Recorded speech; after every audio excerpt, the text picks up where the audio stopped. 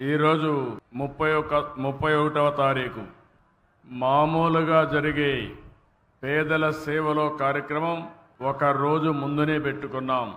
నేను ఎప్పుడు కూడా ఒకటే ఆలోచించాను, ఈ ప్రభుత్వం పేదల కోసం పనిచేసే ప్రభుత్వం.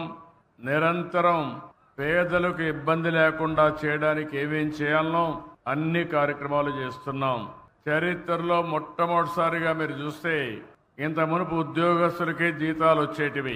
ఈరోజు 64 లక్షల మందికి మొదటి తారీఖున, ఒకవేళ మొదటి తారీఖు హాలిడే అయితే ముందు రోజునే మీకు పింఛన్లు ఇచ్చే ఏకైక ప్రభుత్వం ప్రపంచంలోనే తెలుగుదేశం ఎన్డీఏ ప్రభుత్వం.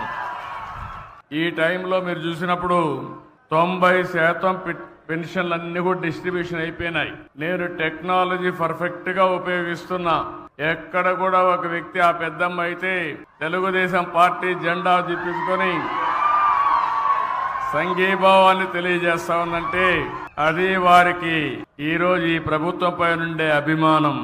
64 లక్షల్లో మీరు చూస్తే దగ్గర 48 లక్షలు ఇండ్ల దగ్గరనే ఇచ్చాం. హాస్పిటల్లో ఉంటే అక్కడికి వెళ్లి 13,902 మందికి ఇప్పుడు పింఛన్లు ఇచ్చాం. కొంతమంది ఓల్డ్ ఏజ్ హోముల్లో ఉంటే, వృద్ధాశ్రమంలో ఉంటే వారికి దగ్గర 18,946 ఇచ్చాం. కొంతమంది నరేగా ఇక్కడే పక్కనే, నేను ఇప్పుడే మరియమ్మకు, అదే మరిగా ఇంకొక ఆడబిడ్డకి నేనే పింఛన్లు అక్కడ తీసుకుపోయి ఇచ్చాను.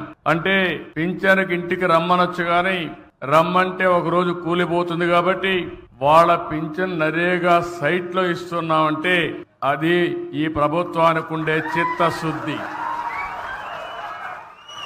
మీరెక్కడుంటే అక్కడ ప్రభుత్వం వచ్చి పనిచేసే విధానానికి శ్రీకారం చుట్టాం. అందుకే ఈరోజు నేను చాలా సంతోషంగా ఉన్నా.